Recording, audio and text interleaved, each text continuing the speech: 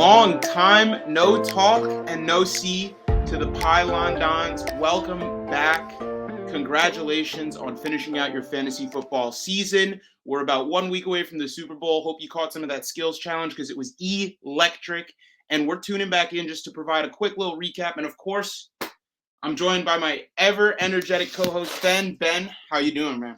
You're on my couch. I got a coffee and him. We're talking football. I'm ready to rock. Let's do it. Yeah, I mean, we obviously spent a ton of time doing fantasy football this year, as we do. Yeah. And so this episode does a really good job of just sort of helping us recap, maybe not necessarily like us trying to flex or anything like that. Just, not in my case. No flexing here. Just things we learned, things we picked up, certain trends and parts of our process that maybe we want to keep or change up, and just sort of be an open book with the listeners about what we do with our teams, and hopefully it can help you guys out when you're preparing for next year. So you want to get right into it? Yeah, but it's been a minute, which is why I totally forgot really quickly. Before we get into it, make sure you're following us at the Pylon Dons on Instagram, at Pylon Dons on Twitter, and at Pylon Dons Fantasy Football on YouTube. And now I'm ready to get into it. So for today's show, we're going to recap how we did in our leagues, what we learned in our leagues, and we're also going to be going over our 100 takes, which is one of our favorite. I'd probably say it's our signature thing at this point because we actually try and hold ourselves accountable. We're going to be discussing 5 takes that we hit on, 5 takes that we missed on, and kind of what our takeaways were from them. And then we're going to discuss some of our offseason plans. So this should be a pretty meaty episode, discussing tons of players, really getting into the nitty-gritty. So I'm really excited for it. So without further ado, AJ, how'd you do in your leagues this year, man? I did pretty good. I'm not going to lie. I had a pretty good year. So I was in 10 dynasty leagues and 4 redraft this year, and I made 4 championship appearances, with 3 of those being in my dynasty leagues. The one I'm most proud of is an orphan I picked up in early 2022. It was a team with Jonathan Taylor, Nick Chubb, Kyle Pitts, Josh Allen, and a whole lot of nothing else. And I was able to create a championship team and buy low on certain players like Ramondre Stevenson, James Conner, and Geno Smith to really round out my roster. So I would say in that league, I definitely learned the most about how to build a contender in Dynasty. And then I had one redraft league, PPR 2 flex, the wide receiver heavy format, and taking a quarterback early treated me quite well. I did lose in one Dynasty League championship. End of the day, I tried to do too much zero RB, and I was like, I'm starting Zach Moss in the title game, and I kind of no, you were. It was bad. It was bad. Yeah, no, we were. It was down to the wire. I mean, the receivers, quarterbacks, whatever, but it was like Zach Moss and Latavius Murray. How did best ball go for you this year? Best ball went pretty well. I essentially broke even. I think I was $40 in the green after investing about $750 into it. Did pretty well in Best Ball Mania. 5 of the 9 made it through to the first round. Unfortunately, all 5 of those teams did not make it to the second round. That's how it goes, man. But it was a blast. I mean, I had one with Zay Jones and Jerick McKinnon that made it to the second round. But the rest of the team did not deserve to be there. But those guys, they carried, bro. That's why you take some of these guys on. You were on Zay Jones early on. Yeah, I did have a decent amount of ownership, but overall, I did pretty well this year. Really happy with how I did in season-long formats. Definitely getting a lot more comfortable with competing in Dynasty rather than rebuilding, which is something I'm doing in quite a few of those leagues. So, but yeah, honestly. Well, you won a couple chips, too. Don't you want to talk about that? Yeah. You won 2 chips, right? I did. So we have our league where we faced off in the title game. Both of us dealing with some injuries. Gardner Minshew and Brock Purdy, thankfully, were able to hold it down for me at QB with no Hurts or Kyler. And, of course, I owe it all to Christian McCaffrey for being Christian McCaffrey. In my redraft league, Stephon Diggs and Jalen Hurts really led me most of the way. Trading for TJ Hawkinson once he joined Minnesota was kind of the nail in the coffin. Yeah. And thankfully, I held the line on guys like ETN and AJ Dillon, who were really able to emerge during their respective parts of the year. And one thing I did a lot was kind of keep a rotating door at RB2 and make sure that my 4 receivers, I was starting basically 2 receivers in the flex all season. But that RB2 was one of Dillon, Tyler Algier, McKinnon, Pacheco, Foreman, you name it. I mean, I just always like to keep that position extra fluid because I think it's a lot harder to find consistent receivers than it is to find a plug-and-play running back sometimes. So But all in all, yeah, I'm really happy with how everything went this year. So what about you, man? I think discussing how you beat me in a championship, and congratulations, by the way, it kind of sums up how my year went. My fantasy season, I had a better year last year. I did a lot of really good things this fantasy season, learned a lot. And I think the thing I'm most proud of is honestly how consistent we were getting out episodes. And I was always able to help my friends with their start-sit decisions and drafts. And I feel like I really got a lot of those things right. Like I had lunch with a buddy the other day, and he was like, "Dude, thank you so much for making sure I took Justin Jefferson." And That's awesome. I'm like That's awesome. so happy I could help you. And I think he lost the championship. He was telling me. I honestly am kind of blank, and I was just so excited about the compliment. However, though, it's just so important to be able to help people. I bit off a little bit more than I could chew with leagues this year. I was in like 14, 15 leagues, and I performed well in a couple of them, but there was less leagues than I could keep up with than I would have liked. And unfortunately, I lost 2 championships, one of which to you, and then another league with my buddies in the Goat Ass League. I was going for the three-peat after the back-to-back, and I lost. I lost in the championship. And the big, not like lesson, but I had Justin Jefferson on both my championship rosters, and I lost both matches to Christian McCaffrey-led teams. And that wasn't an accident. That's how those guys performed in that week. Justin Jefferson put up a stinker, and sometimes that happens. Yeah. Like in 2020 when I had Derrick Henry in a championship, and he gave you 4 points on the road against Green Bay. Like it's just how it goes sometimes. There's not much you can do about it. But I do think that next season, I want to be in less leagues just so I can put more energy and focus into that. Like I would love to see how many championships I could straight up win next year. A couple of silver linings that were really good in the Fantasy Vetoers League, which is that's my main league. Like I would rather win that league than any other league. Oh, and 100%. Yeah, and I don't really care about the money. I frankly want the bragging rights, and I'm coming for it next year. But I did some really good things in that league, picking up Breece Hall, Chris Olave, Garrett Wilson, holding the line on Jerry Jeudy this year, trading for James Conner midseason, gave up nothing for him. So I did a lot of literally, like basically nothing. Like yeah, I remember when you made that move, and everyone was like, "That's a fair trade," and I was like, I knew what I was doing. I knew what I was What? doing. Yeah, I traded up Brandon Cooks and Rashad Penny for James Conner and Michael Bandy as the cherry. Michael Bandy is the cherry. Yeah, Michael Bandy, gotta have him.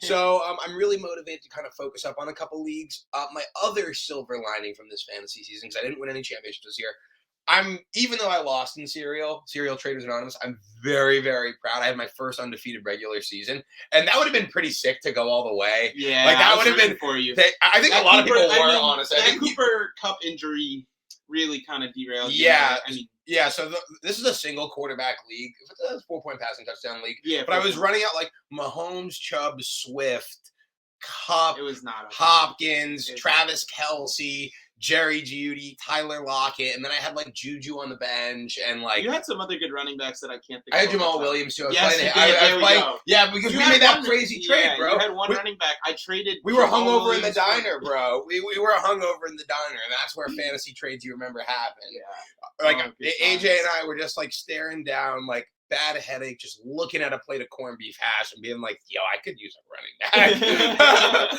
So that's just how it goes. I had a lot of fun this year, though. I think it's really important to remember that even as we're doing this podcast and we're grinding it, like this game is fun. Like I think next year, if I can have the self-control to be in, say, 8 leagues, which is still way more than almost anyone else. Yeah, I think I'd have a more successful season. Yeah, I mean, 14 was definitely my limit this year. I do plan on cutting down on a couple of leagues. I may end up really just doing 2 very big money redraft leagues. I think of you as a way better redraft player than me, but I feel like that sometimes I have you in Dynasty a little bit. Absolutely. But like in redraft, like you're just so nice sweaty. with it. I'm just sweaty. But like you're like sweaty like with things like Fortnite and COD. Also, it's almost like you're sweating in like the same manner. It's almost in like it's go time. Yeah. Like I feel like when I'm like building a Dynasty roster, I can like look down the pipe and be like, okay, I'm gonna this, I'm gonna tweak this. But like for you, like you hear like the bell ring and you're just like, who's drafting with me? Who's doing it with me? Not you. You like that? I am. You know. I'll just. I mean, something about redrafts. Just being better at waivers than everybody in your league is just the best feeling ever. You are better at waivers. You're like. I remember picking up Jerick McKinnon and being like, this could totally not work, and it totally did. But that's. I mean. And that's kind of a good transition into my next point, which is this is definitely my most active season on the waiver wire and with trades. and it showed in my end of season finish. More in the dynasty perspective, making moves to acquire veterans from teams looking to retool. If you have any semblance of wanting to compete for the championship, that should be your priority, and you should feel free to part ways with picks in the process, because you can always buy those picks back. You can always buy younger players. You cannot buy a title after the season is over. So if you're serious about competing, you got to go get guys that are going to give you the edge over other players. I mean, I traded Tony Pollard and a second round pick for Montgomery and Chris Godwin. And on paper, I probably lost that deal. But if I don't have Chris Godwin giving me 17 a week for the last 8 weeks of the season, I don't win that semifinals game by 8 points. I probably end up starting a guy like Michael Gallup or even Zay Jones before the breakout and losing. So just acquiring depth, especially if you play in 3 wide receiver or 3 flex, it's not pretty. It's not fun. Sometimes you got to give up a lot to do it, but it's really important that top to bottom, you try and have as much positional advantage over your opponent as possible, because if you're able to do that, you're able to have plug and play boom bust guys that even if they don't hit, you still have a good chance of winning. So definitely with that, going to go back into redraft a little bit more. Just with running backs, you got to remember how volatile the position is, how often injuries happen. And you really got to be willing to pivot based on the information you're given. 100%. I spent a lot of time looking at snap counts. And when I say a lot of time, I mean like a gross amount of time. Like more than you spent on Hinge. Like you were really in the snap count. Like I'm looking at pass blocking snap percentage. I'm looking at run blocking snap percent. Like the whole 9 yards. I work too much. You're telling me this like you're like, oh, I shouldn't be doing this. I'm like, I want to be doing more of that. I need time for that in my day. You were saying. But I mean, little things like that. Like you see Tyler Algier and James Cook blocking and catching more passes. Like that's a green flag that in week 11. 99% of owners aren't looking at, and that little bit of extra research really gave me a leg up. One thing for setting start sits, and then I'll let you go ahead for a little bit. Yeah. Don't look at just what the matchup ranking is. Like this team is ranked X against the run, X against the pass. It's a what have you done for me lately type of game. Because people will look and say, this team's 23rd against the run. I'm firing up this mid running back. And then you look and go, oh, they're actually holding opposing running backs to 3.5 yards a carry in the last month. That was a situation that the Cincinnati Bengals were in. And then they stifle Derrick Henry, and then they go and stifle Nick Chubb. Yeah. And people aren't paying attention to that because they're still ranked, 23rd because they got gashed in week 4. So there's always context to the numbers. So just always try and make sure you do just that little extra step of, okay, they're telling me this, but what else is there to the equation? Because just one number or just one ranking is definitely not going to tell the full story of a matchup. So I definitely urge you guys to look into that more. I mean, it's something we did. Minnesota was an above average pass defense. And then in week 9, I started looking and I was like, this secondary's falling apart. Yeah. And then I fired up Alan Lazard. And it worked. And that's how it goes. You got to be following the trends. It's like, that for me, I love to look ahead at strength of schedule, but at the same time, though, you got to be open-minded to the fact that can change. Defenses will come together and fall apart over the course of the season. And for what it's worth, offensive roles change for players as well. Like one guy was really excited about this postseason was David Montgomery. And he was down the stretch, but he had that layup schedule. I was excited about him. And he was whatever, because you know what? Justin Fields was really taking off as a running quarterback, and the Bears' offense wasn't really producing. And that's just kind of how it goes sometimes. Kind of just the perfect storm, but you were able to get multiple double-digit weeks out of him, and it ended up being valuable anyways because they were playing weak running defenses that had to keep Justin Fields honest. So yeah, exactly. I'm double-checking his exact numbers down the stretch this year because Montgomery, I was really, really pumped about him because he had Detroit in week 17. That's what I was pumped for. And I think he was a little banged up. He was not 100% healthy. Yeah, sure. But he torched Philly in week 15 for what it's worth. Yeah. He really did. Oh, David Montgomery, he's so undervalued. Yeah. This is a player, though. He's not like an elite dynasty asset, but he's a really good running back. And he's a really good buy low because of the touchdown regression that we're bound to see in Chicago. Like a really good buy low. Well, I mean, he's not going to be in Chicago. You're going to give me Khalil Herbert. He'll be the lead back next year. Oh, well, I guess we can get right into 100 takes unless you got anything else just about to recap your season? I think one other thing I would just say to highlight this season as well is I certainly want to just say that it's worthwhile to diversify a little bit more. I took a lot of Kyle Pitts, a lot of Trey Lance, and a lot of Brees Hall. And honestly, I stand by all three, even with what happened with Kyle Pitts this year. I'll get to as to why I stand by that in a little bit later. But I was really overweight on those guys, and it cost me in the end because, like, when they got hurt, then I had teams fall apart. So, like, I think being open-minded and diversifying is something I'm going to carry next year. But I'm ready to get into 100 takes. Yeah, just really quick on that diversity point. This was probably the year that my rosters were the most diverse. Yes, they were, and you were really good about that. And you told me that I should have been better about that, and I was like, "Nah, bro, Kyle Pitts, #1 player in fantasy." But it's fine to stake your claim on certain players. I got a lot of Jalen Hurts and Tyler Lockett. Those were my two most owned players across all formats. But I also ended up with just a lot of like reaching on Cordarrelle Patterson or maybe just taking certain tight ends when they fell to me because I felt the need to. So like there's value to be had if you do let the board fall to you, but don't go against your gut or your process just because of a perceived value or ADP. That reminds me of one more thing actually I want to have before we get into these takes. It is always better to have more conviction in the players you don't want than the players you do. That is something I learned this year. If there's a guy I do not want, even if he's good, I'm taking the field against him, right? Like, let's say like an example like this from this past season would be like, I didn't take a lot of T. Higgins in round 3. He's a really good player. I like T. Higgins. I wasn't interested in him. I had tons of other options in round 3. When you lock in on a target, even if it hits, do you really think the odds like 1 out of 12 is like that's going to be the best player in the round? Like, not to say don't get your guy. Go and get your guy, absolutely. But diversify, as we're talking about. But if there's a guy that like you're not messing with, cannot draft, that's the better take to have conviction in, because the worst case scenario is even if he's good, you have 11 other shots in that round to get your guy. But at the same time, you're like, you hear the logic here, right? And that's a lesson that I learned very much so this year. Yeah, essentially, just go with your gut at the end of the day.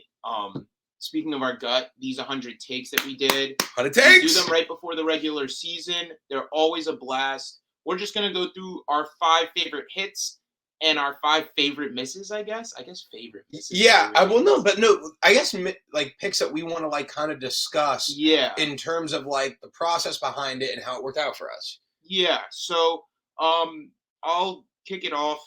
I had Evan Engram finishing inside the top 15 among tight ends. Yes, you did. I had a little thread on Twitter in late July, early August about the values of later round tight ends. He was kind of the inspiration for that entire thread. A couple things that really went into it. The Doug Peterson tight end scheme creates a lot of space over the middle of the field and volume. The guy was on a 1-year prove-it deal.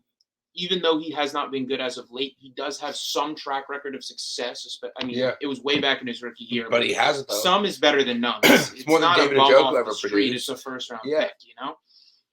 And so you figure with how volatile tight end is, I mean, we got guys like Taysom Hill, who doesn't even play tight end, finishing like the top 6 in points per game. Like, crazy. Taking a shot on a guy in a scheme that has supported multiple tight ends in the past just kind of felt like a no-brainer at basically the end of every draft where you were getting him. Yeah, 100%. Or off waivers for the vast majority of owners that ended up with him mid-season. So I was really happy with that one. He actually helped me out in Dynasty quite a bit because he was even cheaper there due to the fact that he is 28 years old. Isn't that nuts? Evan Engram is 28 years old. I checked the other day and I was like, I thought he was 25 for some reason. Yeah, Evan Engram was 28. That's 28 years old, man. Yeah, I guess he was older when he came in than I realized. But yeah, I really I'm very happy with the Evan Engram thing. I had a decent amount of best ball as well, so it ended up working out quite well. Just kind of a testament to it. Don't force the tight end position, man. I had teams where I was forced reaching on Irv Smith and Cole Kmet, and it was just hideous. And you don't have to force it. If you don't like the player at the position, you're better off punting it entirely and stocking up and addressing it when you can. 100%. And I'm happy, like, honestly, like, you were totally right on Evan Engram, and I was closed-minded on that this year. And I pivoted at the right time. When I saw it, I was like, 40 bombs. Oh, okay, we can work with that. You were all over that. My first hit this year, and this is going to come full circle when we talk about misses as well. But I had Cortland Sutton outside of my top 24. And like, here's the thing though, is like you're like, yeah, because like that feels like a gimme to you and I because you've been hearing me run my mouth about this for a year. I'm not going to sit here and pretend like I slandered Cortland Sutton and despised him. I owned some of him, not in a redraft, but I did have some shares in best ball. So I had like one or two of like my 200 teams. I took him like once in like round 6. But at the same, I took him in one dynasty startup to diversify, and I was like, screw that. I was like, that didn't feel good. Yeah. This is the thing of Kyle League, bro. I've been looking at my roster. I can't wait to get rid of him. But the reason I passed on him was he was wide receiver 157 when Jerry Jeudy was on the field. That's relevant. And that was over like an 8-game stretch. That's a real sample size. And everybody loves to point to that same 8-game stretch and go, Jeudy struggled to end the year fresh off the ankle injury with Teddy Bridgewater. And this is something that I wasn't really open to, but there was just such a double standard with these two receivers because one had this crazy hype, this crazy first-round pedigree, and didn't live up to it, so he got slandered. He lived up to it immediately. Didn't live up to it immediately in his rookie year, I should say. And he got crazy, crazy slander. Cortland Sutton had a previous track record of success, but his fall off was drastic, and he ended up getting the benefit of the doubt because of this perceived Russell Wilson connection that never really came to fruition. So I'm glad you opened my eyes to that because I was not in on him whatsoever. Yeah, and I think the lesson I've learned is like when a guy, because Cortland Sutton was healthy for that stretch. When a guy's healthy and not on the field, and the guy's healthy and is on the field and is not producing, that's relevant. It's the same process why I didn't draft any Allen Robinson this season. Same process, and I was rewarded for both. So yeah, those were two of your big fades at receiver that I'm glad I tailed. Yeah, because you kind of opened my eyes for both. Yeah. Taking it over to my next one, Amon-Ra St. Brown finishes as a top 24 receiver. I think you know how this one ended. He was one of my 3 my guys alongside Javonte Williams and a guy I'll discuss in a little bit. But yeah, Amon-Ra St. Brown was somebody who I actually had to take a second look at. I initially, for the majority of the offseason, I had Rashad Bateman in there as my second-year receiver. Yeah, you did. To make the leap. I was worried about the DJ Chark taking targets. I was worried about the return of Jameson Williams. I was worried about a healthy Swift. I was worried about a TJ Hawkinson. But when I looked at when the Lions were most competitive, it was when that offense ran through the slot. And the big thing for me was looking at Jared Goff's, how he likes to target the slot and how drastically above the NFL average it was. And it kind of set off this firework in my head where I was like, all right, listen, maybe Amon-Ra St. Brown isn't a top 15 receiver in points per game. I highly doubt he will be falling below his ADP of wide receiver 29 because of that insulated value. So detecting insulated value like that and parts of the offense that like really shouldn't see a ton of change, like say Jared Goff targeting his slot or Christian McCaffrey catching flats or the Eagles running a committee. It can be used both good and bad. So certain things that are kind of like inevitable in terms of the way an offense is run can give you a really good perspective on what to expect for fantasy. And so getting a guy like Amon-Ra St. Brown in the 6th, 7th round consistently just kind of felt like a no-brainer. Yeah, I think that was a really, really good call out of you this year. And I'm happy that I saw the light right before the season. I didn't even see it in time to get any of him. I just saw it in time to like not be off of him. Yeah. Amon-Ra's a really, really good player. He's a guy I'm going to be rooting for next year. So that was a really great take by you. I want to talk about how I had Saquon Barkley in my top 12 because I was open-minded to Saquon last year and I got burned a little bit. And I was like, you know what? I was really, really off him at the end of last season. I was like, I don't even know if it's worth a second round pick in Dynasty. I think he's done because for what it's worth, he looked pretty bad at the end of the 2021 season. He did not look He looked like legitimately not the same player. But when reports came back that he was looking good and he was right, I was ready to be like, okay, this is a generational talent at running back. These things come and go. And I was like, look, Matt Breida's not going to be taking touches from him. And that's kind of like, that's all there was to it. So I was happy that I just didn't overthink that with Saquon this year. Yeah, I had no Saquon at all. I was too scared to take him in the second round over some of those receivers, but clearly I should have. I guess the big thing that it came down to was we heard he was healthy. I guess I just really had forgotten how nasty he was. I think that's really what it came down for me. Yeah. I had really just forgotten how nasty he was. And then I watched him and I was like, oh, yeah. And then I watched the Penn State tape just for fun the other day and I was like, oh, yeah. Wait, so we're going to watch the Penn State tape after this, right? Of course. Yeah, we're going to be done. We're going to slam the lockdown down and hop on the Penn State tape. It's some of the craziest highlights ever. But we watched the John Wall mixtape after, unrelated, but just get it in the queue. Yeah, queue it up. But yeah, I slipped on Saquon. Probably one of my biggest misses this year. I made some really bad selections over him. I was taking Aaron Jones and Leonard Fournette over him. Well, I wouldn't say. I mean, Aaron Jones still finished as a low-end RB1.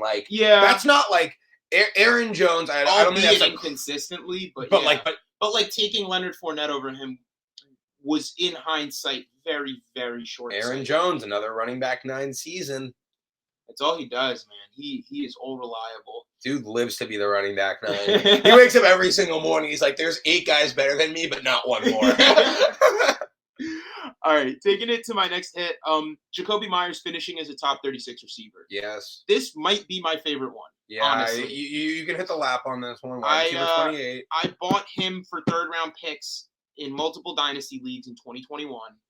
I held him whether I was competing or not.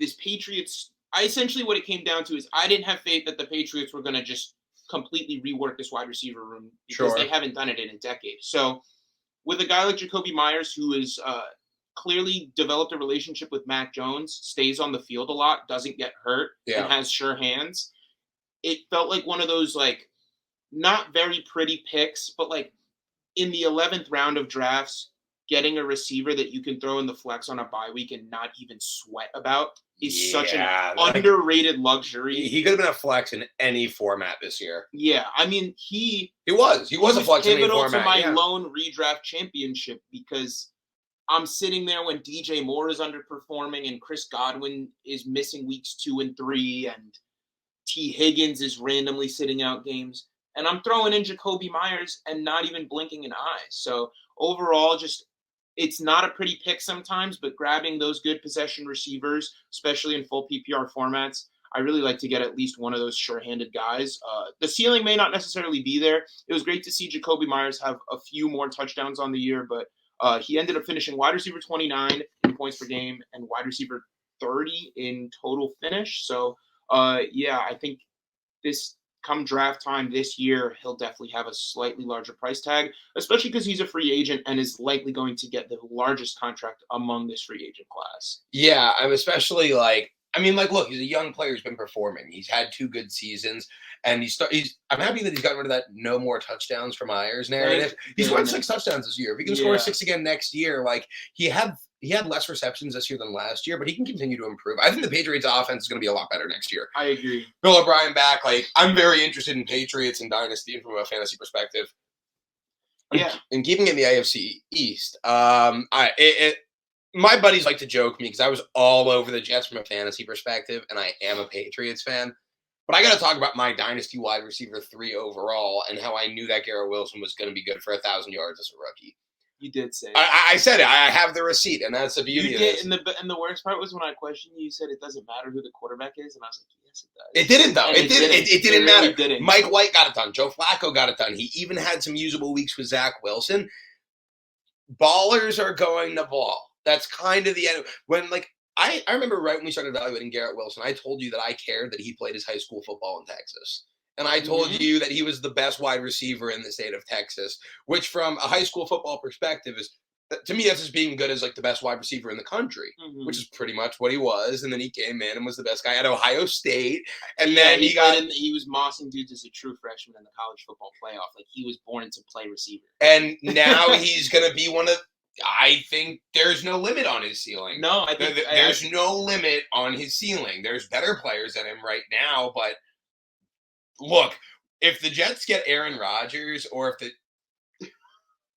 If the Jets get Aaron Rodgers, you tell me why Garrett Wilson couldn't be the wide receiver 1 overall next year. I don't have a good answer for you. Yeah, like there isn't one. There isn't one. At least Like I'm right not now. projecting that. I'm not. This is not like an early my guys take or anything. I'm not saying Garrett Wilson wide receiver, but I'm just saying is like if he has Aaron Rodgers, I don't really see a reason as to why that wouldn't be within the range of outcomes. The same way how like Stephon Diggs has Josh Allen or Travis Kelce is Patrick Mahomes. Well, Aaron Rodgers would have Garrett Wilson. He's going to belong in that territory. He's going to belong in that category of elite duos if we do get Aaron Rodgers.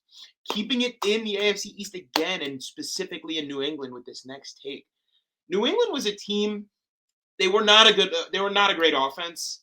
They were a team that across the board, all of their ADPs were way too low. Yeah, 100%. Because every single player New England was has a bad reputation because they haven't been able to pass the ball over the years, and they've had a running back by committee. But because you had the know-how this year, you were able to find value in it.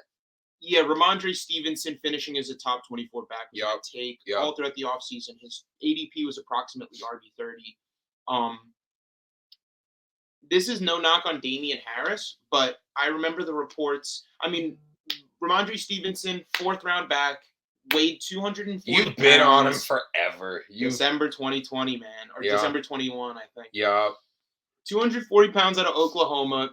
Basically profiles exclusively as a goal line bruiser.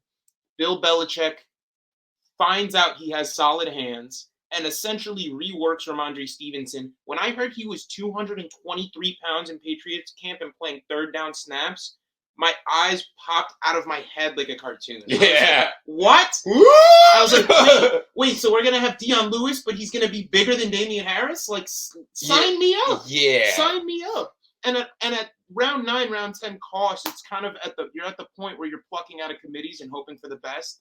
And a big-bodied player getting the majority of passing downs, especially because, unfortunately, James White was not able to return to the Patriots. He's like low-key an all-timer Patriot. He's James White. Y'all don't win that Super Bowl against the Falcons without James White. He's sweet feet on IG, bro. That's the handle. That's a sick handle. That's a sick handle. He has some pretty sweet feet. Oh, yeah, he does. But Ramondre essentially just took over a role that has existed in the Patriots offense year after year and took it and ran away with it. And his success between the tackles as a rookie just was such a green flag on top of this perceived role that I was willing to take the risk of him not actually having that role or potentially. Well, because of the ADP, you could take the risk of the ADP. If it didn't work out, it didn't work out. That was the beauty of it. That was, and really what it comes down to is just finding the values at ADP. And those rounds for running backs, that rounds 8, 9, 10, 11, I have found myself taking at least 1 or 2 running backs there consistently across all my leagues.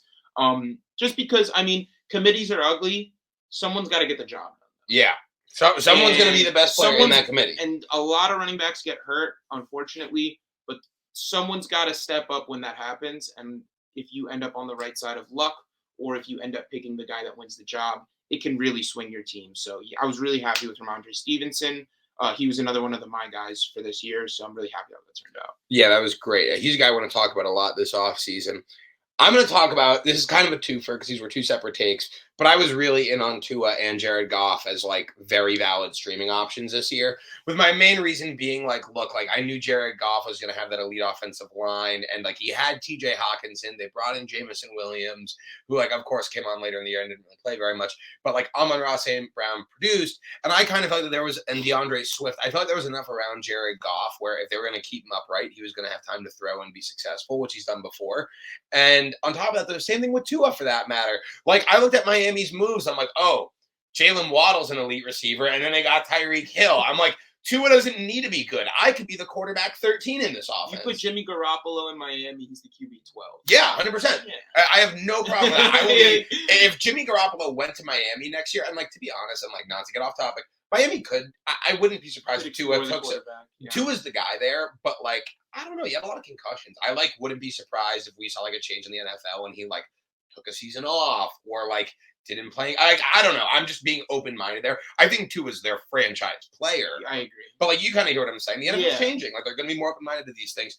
But like, yeah, they were just really in fantastic situations, and I'm happy they made good on that because one thing we're going to be talking a lot about this year is I think at this point it's going to come down to preference, early QB or late QB, because there's a lot of different strategy that comes with it. And the question is, how well can you execute your strategy? But I do think that those guys were excellent options if you were going to be a late round QB guy. Honestly, what it really comes down to, I think you're just way better at finding the later round quarterbacks. I'm fine taking Lamar or Hurts or whoever in the 5th, 6th round because I don't trust. I mean, you're looking at a guy who said buy Derek Carr everywhere this year. Like that was my late round quarterback. Yeah, I am kind of nice with the late round quarterback. But you get it. But every year, I mean, last year I wanted Carson Wentz in a bunch of leagues, and he was fine, but he did not get the job done when I needed him to. It's a flaw that I've acknowledged, and in my draft process, once the 5th round starts, if I don't have a quarterback, I really start looking there because I would love to, like I had Joe Burrow. I never even thought about quarterback all year. It was a blessing.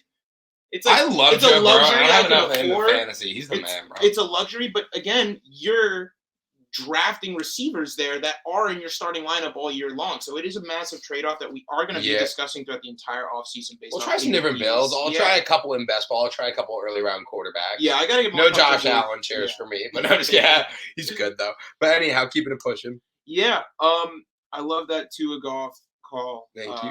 Especially the golf one. That was great. My favorite hit, and it was kind of like a dunk on a player. Yeah. But it definitely hit.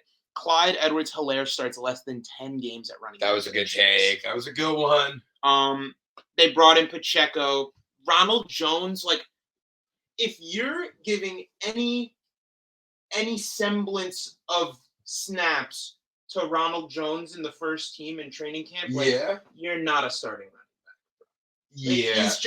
He's just not a starting running back. That's a good take. I'm here for that. I just like the fact that he was not exclusively getting first team reps in camp was like the fattest red flag to me, and I was like, bro, this is anybody's job. So I agree. I was like, Andy Reid has no loyalty to this guy whatsoever, and it was very evident. And Pacheco was running like he was running for his life, and clearly outperformed CEH and got the job. Yeah, and like so it's funny. When I was in Chicago, I was talking with Eric about CEH and Pacheco. The Chiefs could bring it back. I love Pacheco, and like, we're going to monitor that one really close over the offseason. I like him a lot. I think he could lock up the job if he has a big Super Bowl. We'll see. However, though, what I will say is that Pacheco replaced Clyde. If the Chiefs bring him back, it is no longer Clyde Edwards-Helaire being replaced. It is Isaiah Pacheco being replaced. Clyde Edwards-Helaire has been replaced. Yeah. He's just a guy at this point. I don't even know if he's a buy-in dynasty, to be honest. I hope for his sake he is, but like I don't know who's line. If you can't make it work next to Patrick Mahomes, I don't know where you're gonna make it work. To be honest with you, like that's something like I've really felt for a long time. Like I always love to tell you, I'm like, if Dave Montgomery was in Kansas City, he'd be the running back one in Dynasty. But like I say that like with a little bit of truth to that because honestly, the situation is so freaking good. It's such an opportunity to be there. So Clyde really could be done. My 5th hit. Yup. And we can talk about how I had Hunter Renfrow over him too. Yeah, and you told me that, and I was like, that's a load of nonsense. And I'm happy that we're talking, because we talked about Cortland Sutton, and we talked about that sample size. I'm going to talk about this guy, and we get into misses. I'm really going to paint a picture here of my big message from the episode is just being patient. Christian Kirk, top 24, baby. He finished at wide receiver 9 overall, right? Or let me double check that. Like, I have been on the Christian Kirk bandwagon for a couple of years now. And I've just watched a lot. Wide receiver 11 on the year. And I was like, this guy's really good. And when he was paired with Trevor Lawrence and they paid him all of this money, I'm like, they're going to throw him the ball. He's wide receiver 1 on the depth chart. And that's exactly what happened. Christian Kirk is not one of the 12 best receivers in football. He's probably one of the top 24, give or take. I'll give him 24. But we know about fantasy football, and we know that it's talent and opportunity, and no one had a better opportunity than Christian Kirk once he moved to Jacksonville this year. And I was rewarded for being on Christian Kirk over the years. Yeah. I've always been willing to put him in my flex spot. I've always been willing to take him, and this was the year. I mean, he's always had some level of explosiveness. I didn't trust he could do it consistently, but clearly I was wrong. Yeah. I had Hunter Renfrow firmly over Christian Kirk. Yeah, you were talking a lot about the Raiders this offseason, and I wasn't really willing to give it to you. I wasn't going to fight you on it because I have the anti-Josh McDaniels bias, but I think the reasons I held that bias proved to be exactly correct. Yeah, I was like, You yeah, were right. I was like, You were yeah, right. Josh Jacobs is gonna run for a lot of touchdowns. You were like, I want Josh Jacobs and maybe Devontae caught at like below ADP and nobody else, and I like didn't see it, and then I watched the team and like 4 weeks in, I was like, I should have just taken Josh Jacobs. Shut up. It is so funny, man. So that'll do it for the hits. We'll go through the misses a little bit quicker. I had Alvin Kamara outscoring Derrick Henry. I did not expect the Saints to be this bad. Me neither. We were both pretty excited about Alvin Kamara because we were like, oh, you can get CMC and Alvin Kamara. That could be a good idea. And somehow it didn't really work out that way. It wasn't a very good idea at all. I think the change from the Sean Payton offense was just something that I didn't account for nearly enough, and how that could potentially affect the 81 catches that Kamara was getting every year. I think he had like under 60 this year. Just to put in perspective of how much his role changed and how much more they had him in between the tackles, where he's good still, and he's still super talented, and he still had a decent season, but at his end of second round cost, unfortunately, and me having him over Derrick Henry was just me sleeping on the king and not very good insight. So. I'll be willing to take Kamara, get him redraft. I'm not really looking to invest him in Dynasty. I think there could be a little bit more tread on the tires. I think the Saints offense needs to do something at the quarterback position. I'm like shocked that they weren't playing more Jameis Winston. Like here's the thing, like I believe that Andy Dalton is better than him if that's the decision that they made.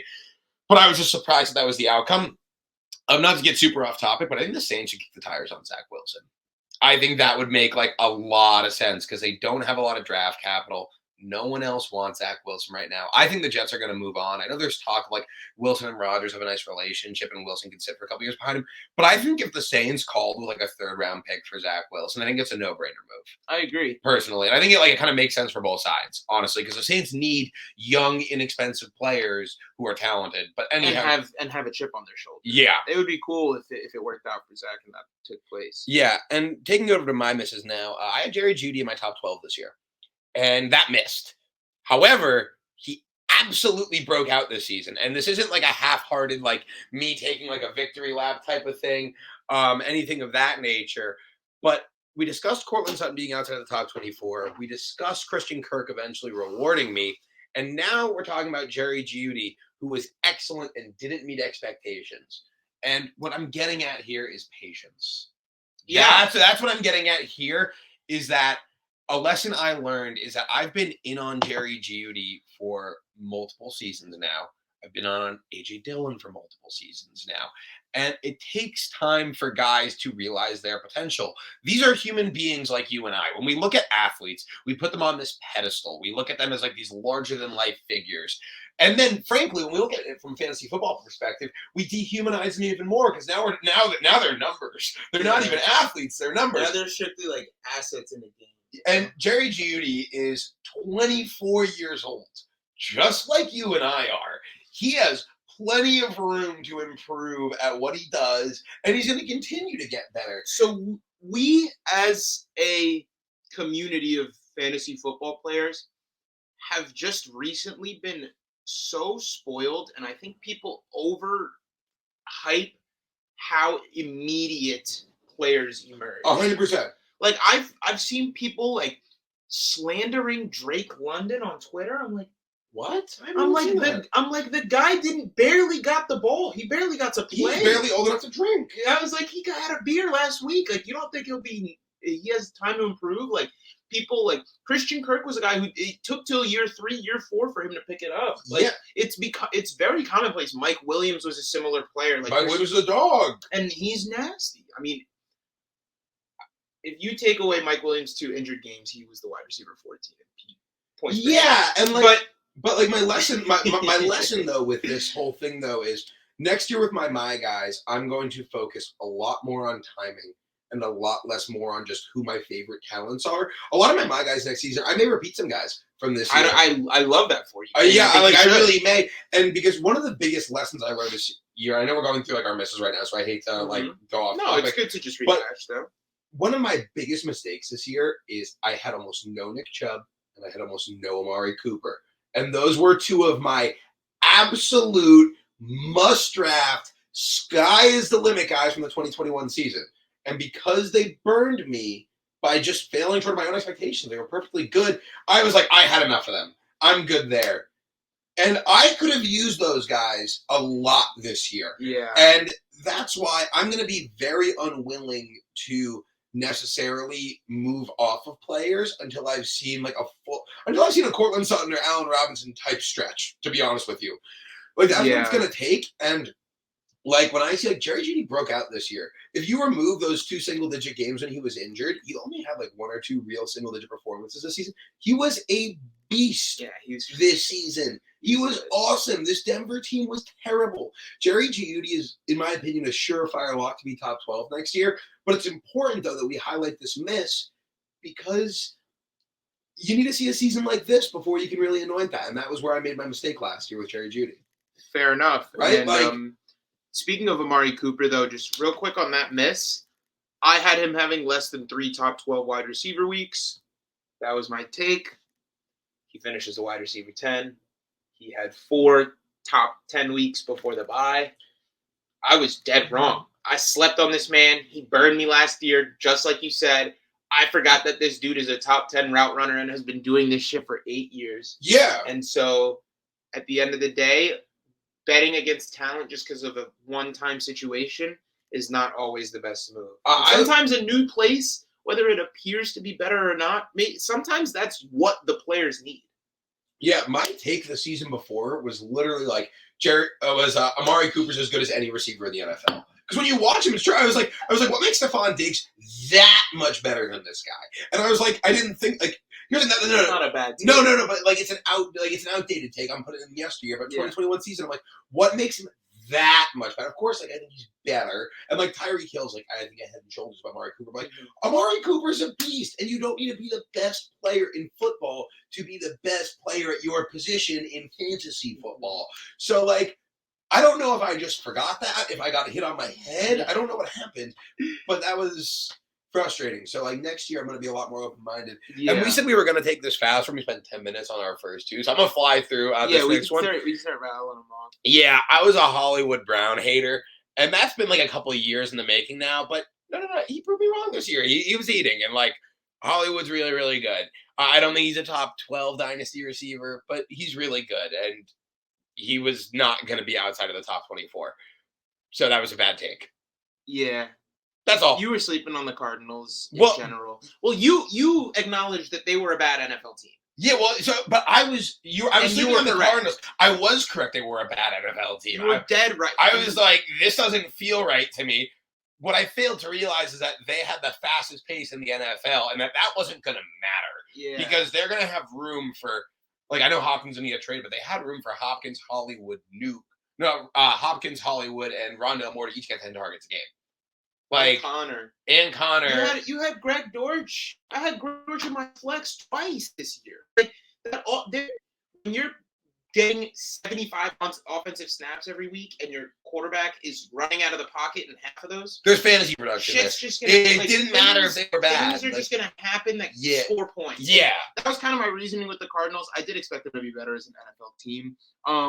My next miss, I had Malik Willis becoming a streaming option in redraft leagues. Sorry, I was so off Malik Willis the whole time. I was telling you, I was telling Drew, I was telling everyone, this guy's not that good. So the worst part about this take is he got the chance. It's this was I was rooting for him when he got the chance. And this was a far out there take because Tannehill plays fine, doesn't get hurt all year. This take probably goes in the trash. We never talk about it. He got multiple opportunities. They played Josh Dobbs over him. And they ended up playing Josh Dobbs. So biggest miss or just funniest miss to me is this one because it's not like he didn't get the chance. He got the chance and failed. I was so off of him when he got the chance. I was still rooting for him because I felt harsh.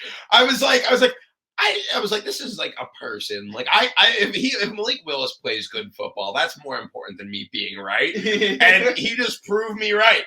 He was awful. He was not very good. Yeah, he did not get it done.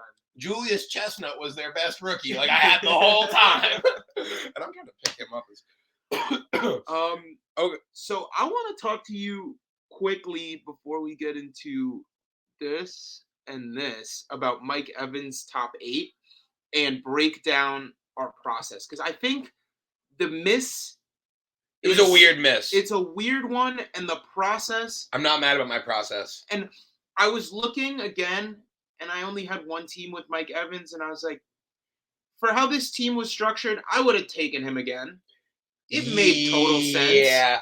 I guess, like, let me pull up Mike Evans' numbers really quickly He didn't play amazingly, but a lot of it was tied to just these weird offensive woes from the Tampa Bay Bucks and the decline of Tom Brady. Well, that's something that was not with Brady, truly in his control, but I'm pretty sure he still finished in like wide receiver 17, wide receiver 16 territory. So he was the wide receiver 17. He faced major touchdown regression, which is weird. He only had 6 touchdowns this year. The last time that happened was 2017 when he was the wide receiver 17 again. And what was his finish in the 4 years in between these two 17? 8, 13, 14.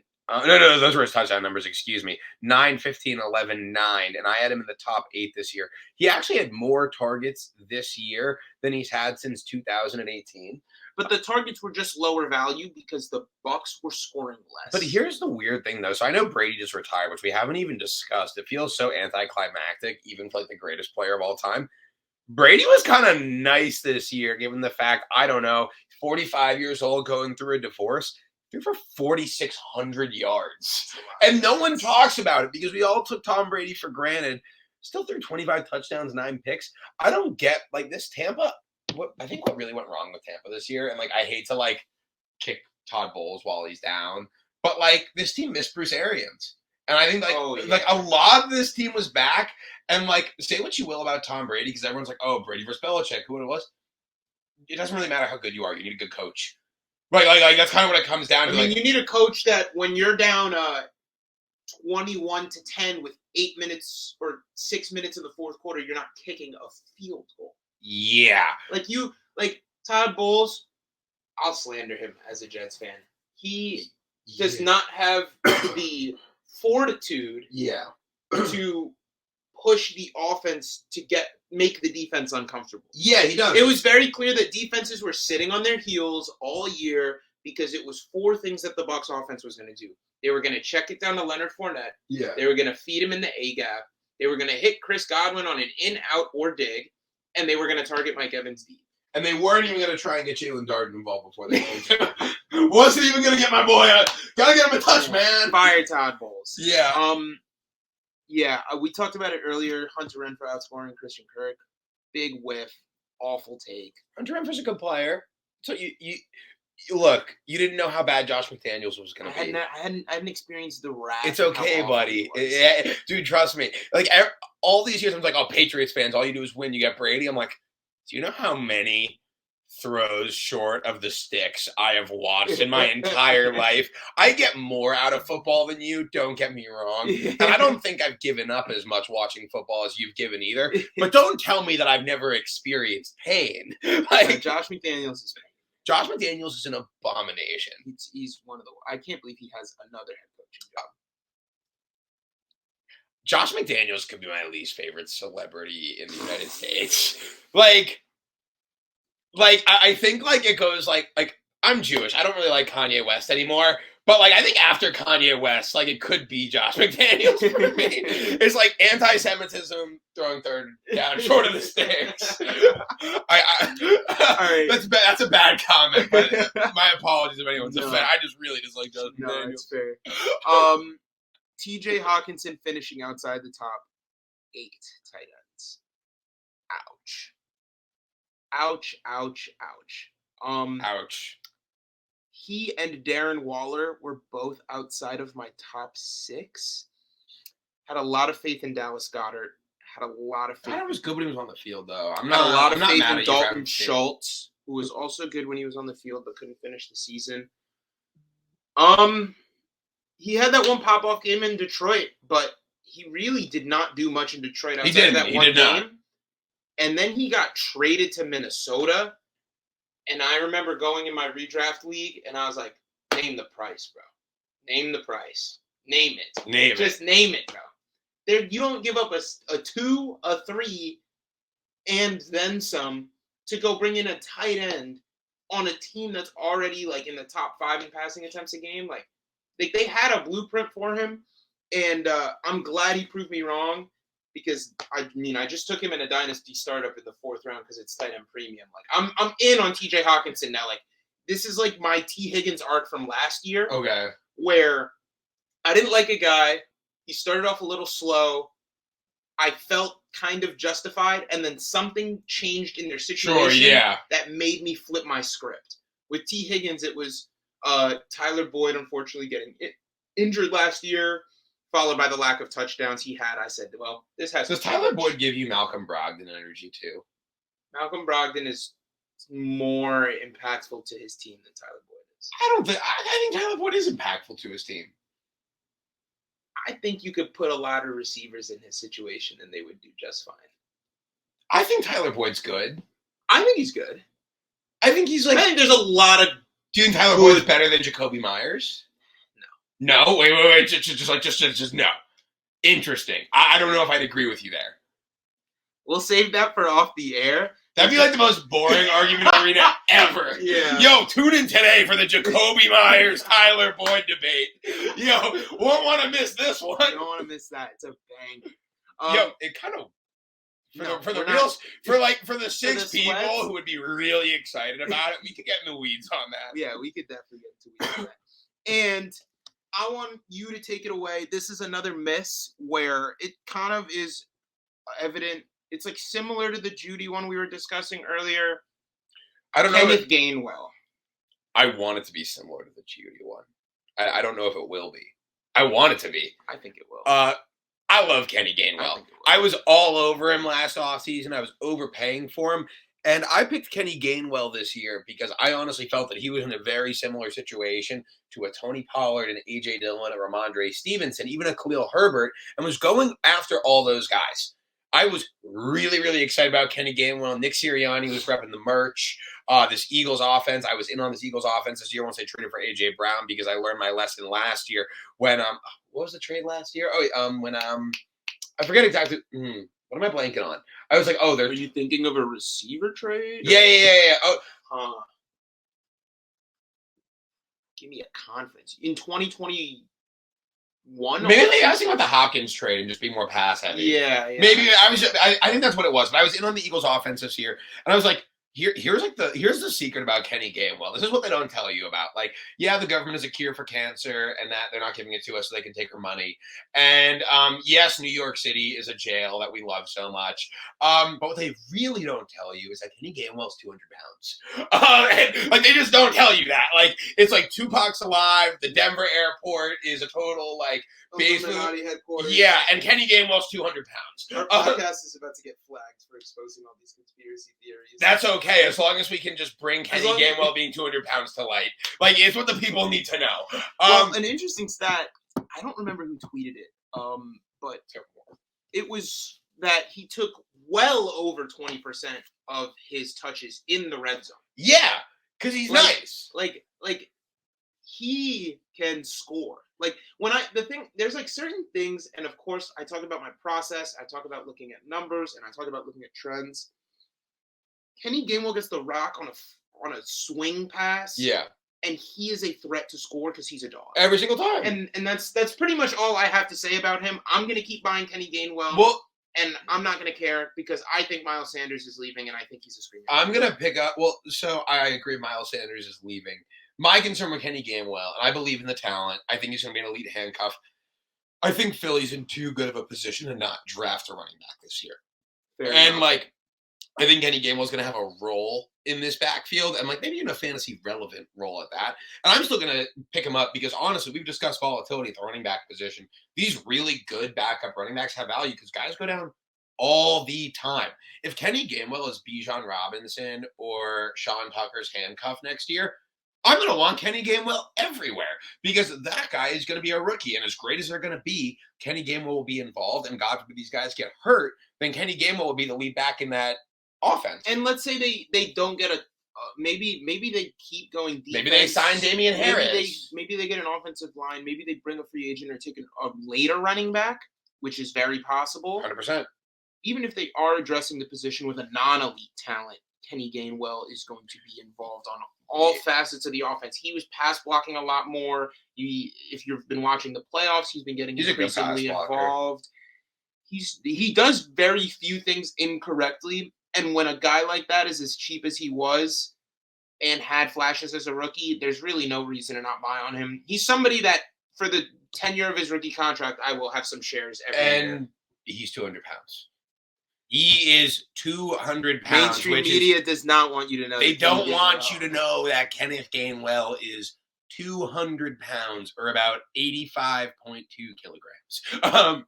So we're going to wrap this up, talk about some of our upcoming episodes. I'm going to just do one quick lesson. Find volatile players to buy low on is kind of my overarching theme that I learned from this year. In between week 9 and week 10, we released a mid-season episode. One of those volatile guys that I was targeting was Devonta Smith. Who, and one thing I pointed out was he in the 4 of his 6 games where he had over 5 targets, he was averaging 20 fantasy points a game. I couldn't fathom that he was going to be getting 3 or less targets half the time for the remainder of the year. Yeah. It just didn't seem like it made any sense. And it didn't happen. He ended up averaging over 7 targets for the second half of the season, finishing as the wide receiver 9 overall. And it's players like that that give you the upper hand that may be perceived as a flex player, but you got to take that risk. If you fall flat on your face, you just got to keep There was moving. no reason his ADP was so much lower than Jalen Waddle's. So much lower. And Jalen Waddle's ADP, I told you, was fair. I was in on it. I could have talked about Jalen Waddle on today's episode, and I didn't. Had 93 less yards than Jalen Waddle as a rookie and had less targets. It's almost like that 6 of the greatest receivers in Dynasty right now are like from the last 2 draft classes. Yeah, it is exactly. Like those are like the 6 guys that I really like to own. Another one that I want to highlight real quick, underratedly had a wide receiver 15 finish, could be on the move this offseason, Brandon Ayuk. Always just identifying younger players that maybe come out of the gate a little bit slow or struggle to get consistent volume right away that have maybe draft capital or have flashed in the past. Those are always really good guys to target, and they're always really good guys to buy low on. I mean, you can trade some of these early season performers at running back. Yeah. You see so many of those early performers fall off all the time, and targeting guys like that in exchange, if you're loaded at a position especially, it's something you always should be exploring. I like that a lot. And my lessons this year are I'm going to be a lot more open-minded with my takes, and that's on a year-over-year basis. So if you're friends with me, I'm not going to back down on my take because it doesn't work out immediately. But at the same time, I'm also not going to shoot you down if it doesn't work out immediately either. These things take time. I should have drafted more Nick Chubb and Amari Cooper this year. And next year, I'm going to be drafting Trey Lance and Breece Hall and Kyle Pitts and A.J. Dillon and Jerry Giudi, because these things take time to develop. However, what I will tell you is next year with my guys, the guys I'm going to be really outspoken about, I'm going to put a lot into their situation. I'm going to look a lot at the way the stars are aligning. Like, in retrospect this year, my guys like should have been, instead of Lance, Dillon, Pitts, like in actuality, it should have been like Christian Kirk, Breece Hall as a rookie, and like maybe Trey Lance or Kyle Pitts are still in there anyway, because that's how the timing was ending up. Mm-hmm. But I didn't want to commit to that because I was so excited about other talent. And then again, I really got to stick with that that thing of just, if you're out on a guy, it's better to have more conviction and stay away than it is to buy in, because you have the field. So those are a couple lessons this year. AJ, it was so much fun jumping back on the mic. Yeah. Very overdue. I feel like we're gonna shut this laptop and like we're gonna keep talking about fantasy for like another hour. So just a quick little thing of what to expect in the coming weeks. Once we get about a month out from the NFL draft, we'll start putting out our rookie rankings, our tiers, and discussing how these guys are moving. We will, of course, have an episode recapping free agency, and we may be looking into some early season best ball as well, just to get our feet wet for the upcoming season. So, again, thank you guys so much for tuning in. We're really looking forward to putting out episodes on a consistent basis again. Make sure you stay tuned. Check us out on Twitter at AJ the Pylon Don, at Ben the Pylon Don, and at Pylon Dons, on Instagram at the Pylon Dons, and go and check us out on the website, thepylondons.com. I'm Ben. I'm AJ. Take it easy.